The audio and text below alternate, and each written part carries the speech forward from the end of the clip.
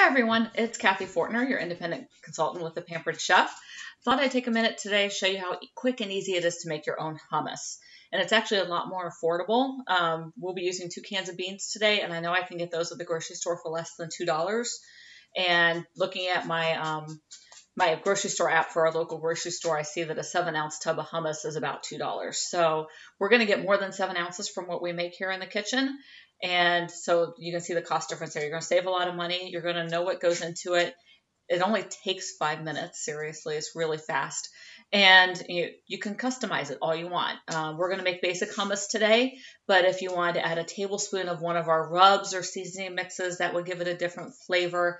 If you want to throw in a roasted red pepper, you'll have roasted red pepper hummus.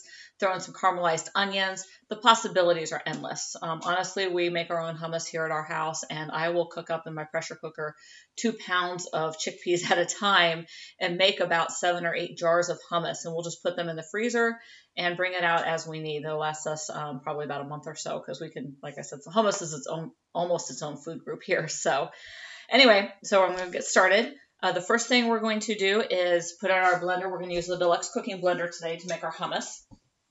First thing we're going to do is add the chickpeas. Now the chickpeas, when you use chickpeas, you want to drain some of the chickpea liquid. That's called agua faba, and it's actually, agua faba is amazing. It is a great oil substitute. As a matter of fact, our recipe today calls for a 1/4 cup of agua faba and 2 tablespoons of oil.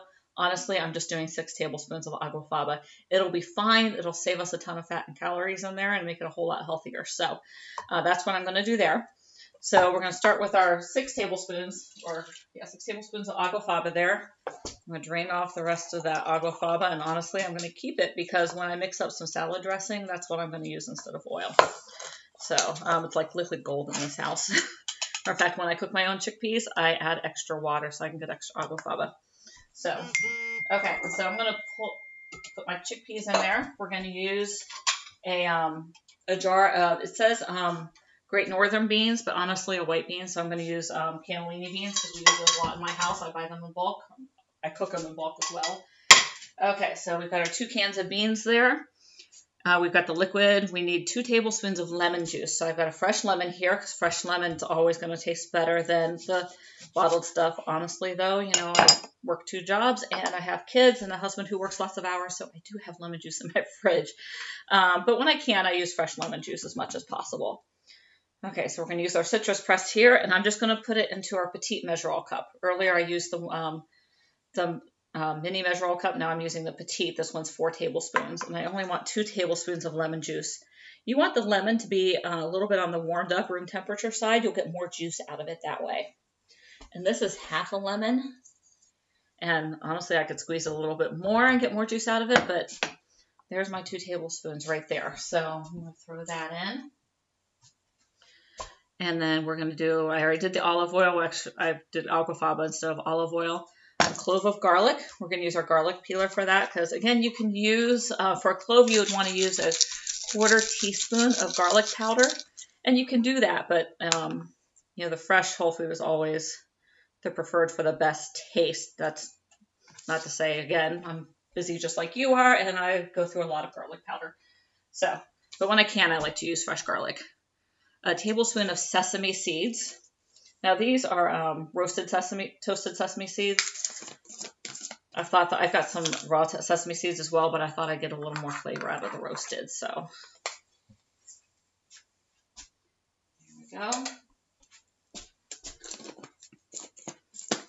Okay, and then a teaspoon of salt. Sorry about my phone there. I should probably put that on silent, huh? Let's see. Again, like I said, we're all busy, right? That can go on silent for a few minutes. Nothing major going on there. Okay, and a teaspoon of salt. Okay, and that's it. And to serve it, you can serve it with your pita, either pita or toasted pita, crackers, fresh vegetables. Carrot sticks are great. Sliced cucumber. Honestly, when we traveled a couple summers ago, I packed cucumber slices. And when we got to one of the airports, I stopped at one of the restaurants and just got a little bit of hummus and my own cucumber slices. And I was able to, nice healthy snack there. So, okay, so we're going to put the lid on. Turn the power on. Okay. Okay, we're going to turn the wheel to grind. So like I said, we have 8 different settings on our deluxe cooking blender, so I'm going to put it on grind. And then I'm just going to press start. Now, sometimes, hummus can be thick, so if I start to see the wheels turning, or I can tell the blade's turning, but the food isn't processing, then I just take off the little top insert here and use my tamper to start moving things around and get them grinding again. So, but grind is one of our pre-programmed items on here, so I just set it to grind, and I'm going to press start.